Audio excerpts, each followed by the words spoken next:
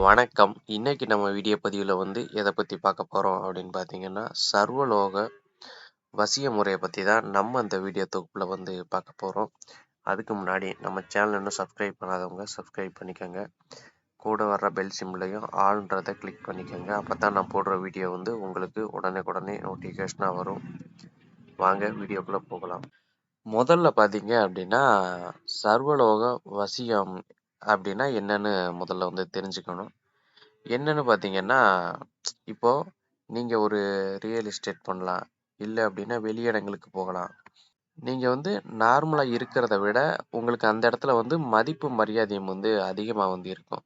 இப்போ நீங்க ஏதாவது ஒரு பொருள் வாங்குறீங்க அப்படின்னா, இந்த முறைய பிரயோகப்படுத்திட்டு போய் அவங்ககிட்ட கேட்டீங்க அப்படின்னா, அவங்க அவங்க கிட்ட இருக்குது அப்படின்னா உடனே குடுத்துருவாங்க.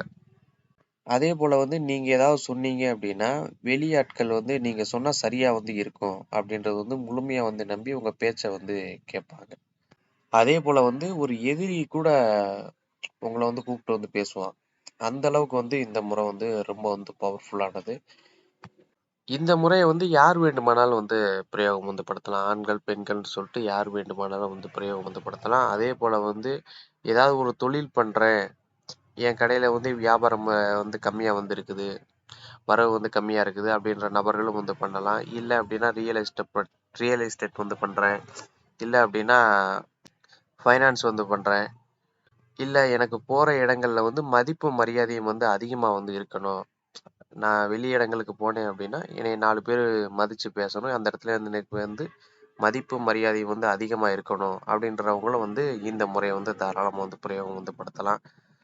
மிந்தி காலங்கள்ல பார்த்தீங்க அப்படின்னா, அந்த பஞ்சாயத்து பண்றாங்க பார்த்தீங்களா, அந்த நாட்டாம அவங்கலாம் பார்த்தீங்க அப்படின்னா, இந்த முறைய பயன்படுத்தியிருக்கிறதா சொல்லப்பட்டிருக்கு. ஏன்னா இப்பதான் கோர்ட்டு, கேஸு இந்த மாரி போலீஸ் ஸ்டேஷன் இந்த மாரி போறாங்க. அப்பல்லாம் பார்த்தீங்க அப்படின்னா, அந்த பஞ்சாயத்து இந்த மாரி தான் இது பண்ணுவாங்க. அந்த பஞ்சாயத்து பண்ணக்கூடிய நபர்கள் இத பயன்படுத்தி வச்சுக்குவாங்க. ஏன்னா அவங்க சொன்னோம் அப்படின்னா, மற்ற ஆள்கள்லாம் சரின்னு கேட்கறது போல சர்வ மக்களுமே சரின்னு கேட்கறது போல இது போல முறைகள்லாம் பண்ணி வச்சுக்குவாங்க. இதற்கு பார்த்தீங்க அப்படின்னா, முதலாக ஒரு பௌர்ணமி நாளன்னைக்கு தேர்வு செஞ்சுக்கோங்க. சுத்தமான விபூதி தயார் பண்ணி வச்சுக்கோங்க. ஆ வாங்கி வச்சுக்கோங்க. இது பார்த்தீங்க அப்படின்னா, கொஞ்சம் சுத்தமான இயற்கையான முறையில தயாரிக்கப்பட்ட விபூதியா இருக்கணும். இயற்கையான முறை அப்படின்னா, மாட்டு சாணத்த வச்சு தான் விபூதி தயாரிப்பாங்க. நாட்டு மாட்டு சாணத்த புடம் போட்டு அது போல பண்ணுவாங்க. அது போல உங்களுக்கு தெரிஞ்ச பக்கம் எங்கேயாவது வாங்கி வச்சுக்கோங்க. அதற்கு அடுத்தபடியா பார்த்தீங்க அப்படின்னா, ஒரு தாம்பூலம் தேர்வு செஞ்சுக்கோங்க. ஒரு சிறிய அளவுல இருந்தாவே போதும். அது பாத்திர கடையிலேயே வாங்கிக்கலாம். அது சுத்தமா இருக்கிறது மாரி பார்த்துக்கங்க. வேற எதற்கும் அந்த இத பயன்படுத்தியிருக்க கூடாது. பூஜைக்காக பயன்படுத்தியிருக்கிறீங்க அப்படின்னா பிரச்சனை கிடையாது. மற்றபடி வீட்டு தேவைக்காக பயன்படுத்தியிருக்க கூடாது. அந்த தாம்பூலத்துல இந்த விபூதிய நல்லா சமமா பரப்பி, பெரிய அளவுல ஓம்ன்றத எழுதுங்க. அந்த ஓம்ன்றதுக்கு வலதுபுறம் பார்த்தீங்க அப்படின்னா, ஆ அப்படின்றத எழுதுங்க.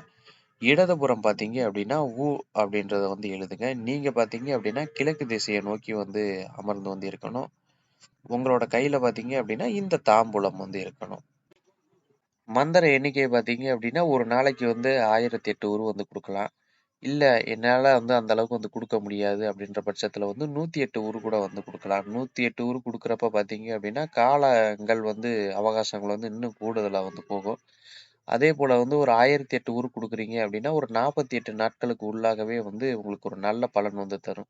இத நான் சொல்லி தெரியறத விட, நீங்களே உங்களோட அனுபவ முறையில கண்டறிஞ்சுக்குவீங்க. இது பார்த்தீங்க அப்படின்னா, குரு வழியில சொல்லப்பட்டது தான். அதே போல குரு வழியில சோதிச்சக்கூடிய ஒரு பலன் கொண்ட ஒரு முறை தான். இது பார்த்தீங்க அப்படின்னா, சர்வஜன வசியம் அனைத்து மக்களுக்குமே கண்டிப்பா ஏதாவது ஒரு மூலியத்துல தேவைப்படும். அதனால அனைவருமே பயன்படுத்தி பாருங்க. நன்றி, வணக்கம்.